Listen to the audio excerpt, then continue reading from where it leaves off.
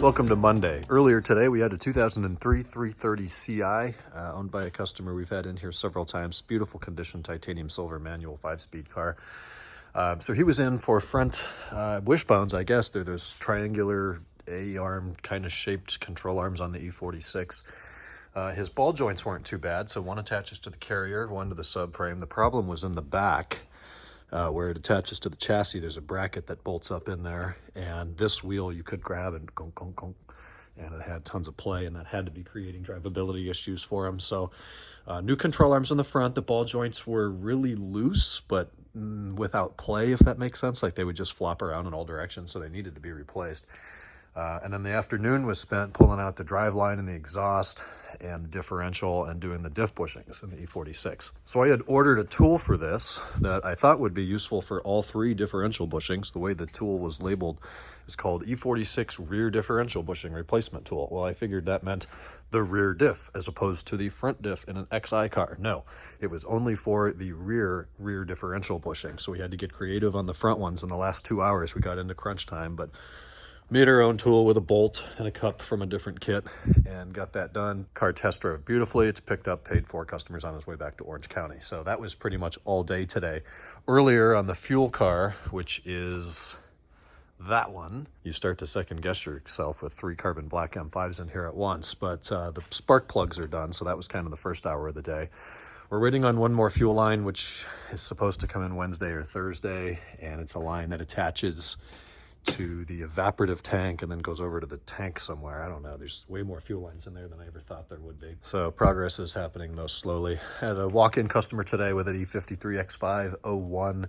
Needed a blue bus install, which would have been straightforward, but somebody put a CD changer up in the glove box area, and that meant disconnecting. It's a non-DSP car, so I'm disconnecting the 6-pin from the amp, which is under the spare tire in the back, and his trunk was full of stuff, so we had to dig all that out. Take the connector off I guess the radio, not the amp. The radio module was in the back under the spare tire. So we had to just switch connectors in there and then configure it and set them up. And he was very impressed that we were able to figure that out. But I figured if we're not getting audio and the one wire seems pretty loose down there, they probably messed with that when they put the CD changer in, and that was the case. So I think that's actually our first E53 X5 service. And that was an M54 straight 6 car with 208,000 miles. Another guy stopped in with a E90 328. He had a check engine light, so we checked that. It's a DSC, put the engine in limp mode because one of the rear wheels was reporting spinning backwards. So I told him he either has a bad speed sensor or we'll need a module rebuild. So he's gonna let us know if he wants to do anything there.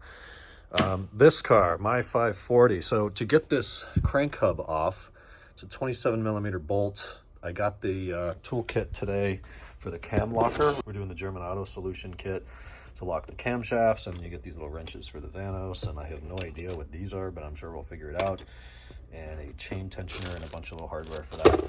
So the only tool that I got that's not in there is the crank lock pin, which I put in the flywheel on this car, which is weird.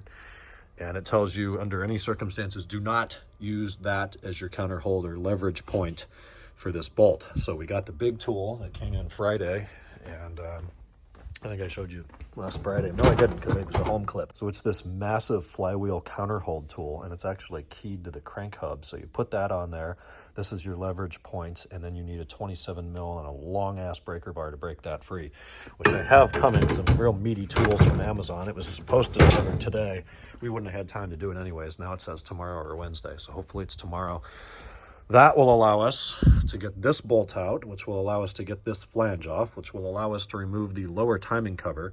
And after doing more research, now I've got to be worried about the upper pan gasket, because if that gets damaged while removing the lower timing cover, then we've got to pull the whole upper oil pan and the subframe and the suspension apart and suspend the engine from the top, which I don't even know where the hook front mounting point is on the M62, but I'm sure there is one. If it's not here, we'll have to thread it in somewhere. What a pain in the ass that would be, and may have to be done after assembling the new lower timing cover. We would seal it to the block, but then treat the bottom gasket as a upper oil pan job, because we might have to, no, we wouldn't hold it off the timing covers. That's not enough. I don't know. It's right here. There's a big hook right here. So we could do it all in one shot, but I don't want to. It's not leaking, and if we can avoid that, I definitely want to. So that's kind of where we are with the timing chain and guide project. Oh, little update on the U-guide. So this is the genuine BMW one, which has those tabs that I was under the impression it was broken. I ordered a new genuine BMW piece. It has the tabs, but it does not have the hooks on the end that would secure the timing guide plastic to the timing guide metal components. Talked to a few people. Thank you for the commenter who's helping me out here. He says that's normal. I talked to a couple other guys. They say, no, it's not normal on my Febi parts. So I ordered a Febi part today in this box, and it has little hooks that holds the plastic to the metal part of the chain. I think that's how it's supposed to be. Maybe the BMW ones, they changed the design. Maybe they're broken on arrival. It's an error in manufacturing. I don't know, but I'm going to go with the Febi part, which saves about 40 bucks too. I was trying to do it right by doing genuine. This is genuine. I don't see anything here that's wrong. This is just an idler guide. And then the tensioner guide does have hooks. It's nice and tight on there. So I think we'll do genuine BMW for those and Febi for the center U guide. But the rest of the parts are here. I got a socket to drive these solenoids to so we can get them torqued to spec properly. I am replacing those with Febi parts. And then the Vanos sprockets, the intake Vanos hub sprockets showed up today. We reused this reluctor wheel, but these are from the Dr. Vanos. And these are rebuilt units. I'll send mine back as cores. And they come with a small seal kit, which is here, that includes the 2 O-rings for the secondary air pipe. I already bought the genuine BMW ones. They were pennies, so I guess I'll just have extras. I cleaned this out with some degreaser over the weekend and then cleaned it out with a little brush today, so that's ready to go on once we get new gaskets on there. Then it says 2 chain tensioner, and I'm thinking it means this chain tensioner, and I have new chain tensioners from, is it INA? Or are those Febi? I don't know. They're in this pile of parts somewhere, so if they don't come with O-rings, I have them, but I suspect they come with O-rings. And then it says 4 valve cover bolts. Those are not valve cover bolts or nut washers, so maybe I'm missing something. It'll make more sense during reassembly probably, but you get a nice little assortment of O-rings there with that kit. 2 other small projects. Oh, I bought a timing or a chain for the oil pump as well, because we're going to be right there. I figure if we're doing chains, we might as well do the oil pump chain.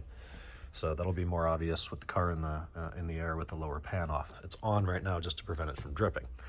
Then from Germany today, I received the rest of these little stop buffer is what they're called, those little black rubber things in there, and changed the rest of those out. On the left side of the car, they came out in one piece. On the right side of the car, I had to dig them all out and use a pick tool and scrape the rubber was not even rubber. It was just goo, like gelatinous goo. So that side of the car must have sat in the sun and had a lot more heat cycles exposed to it or whatever happened on that side. But now all 8 of them are new, and as you heard, no more sticky door handles. So that's a nice little thing. Here's a fun one. The Euro dash is 90% done. Look at that. Had a contact over in Europe who helped me out sourcing a really good condition black one. There's virtually no imperfections. If you are familiar, usually the real thin plastic down there by that Phillips head screw kind of washes out. That's the case here, so I just put an extra washer on that. That'll be covered up when the carpet panel goes back in. But it's in, glove box open and closes beautifully. I switched over the latch and lock cylinder so it works with the key, and then I had to cut out that bracket by the EWS module. I just cut the entire thing out so it fits really well. So that's in and done, and the trims are back together, minus the foot, what do we call it, the pedal box sealing. That's still on its way. It had to ship separately. It's still sitting in customs in New York City. It should be here by the end of the week, hopefully. No big deal since I'm not driving the car. And the screws that are going to hold that to our Euro lower steering column cover, it uses 2 tiny little T10s down here. And if you're not familiar, the benefit of the Euro dash has several things. I'll try to make this quick. One, visually, it now fits beautifully with the seam from the door right here. Before, it had this big step down and all this padded shit in there for people that are stupid and don't wear their seatbelts. So it's a big visual improvement. More importantly, you get loads more legroom, like several inches, which means your backseat passengers have more room as well because you can sit closer. Then you get a really nice little storage cubby here for your wallet, sunglasses, radar detector, whatever you might want to keep in there when the car's parked. And then, of course, the OBD door is in there. That piece was damaged, the little bracket that holds the OBD door, so I just robbed it off the old US one and put that in. But it's here, all the hardware, it smells good. It wasn't from a smoker car. It's 2002 production, so it was from another 02 Euro M5. And then it just looks so much different because before, the lower dash covered the whole steering column here, and they put another one of those leather boots like it has up at the top. and there's just no need for that. The steering column can be the trim here, and that's why it has those 2 screws, because there's slots in the pedal box ceiling that allow this steering column to still move out and articulate in all the ways it's supposed to. So that's done. And lastly, the brackets for the Patrick Star arrived today. I didn't have any left, so I had to get them from Adam out in Maryland. So they're installed. They came really clean. I just put new clips on them, and they're on there. So at the end of all of this service, if it ever comes to an end, we'll be able to put a Patrick Star on there and get this thing out and drive it. That's going to do it for Monday. It's about 8 o'clock. I'm going to head home, watch the Lakers certainly lose another one here tonight. And I'm just going to wrap things up here. It's a normal day. I've already talked for like 10 minutes. Tomorrow's Tuesday. I will talk to you guys then. Take it easy.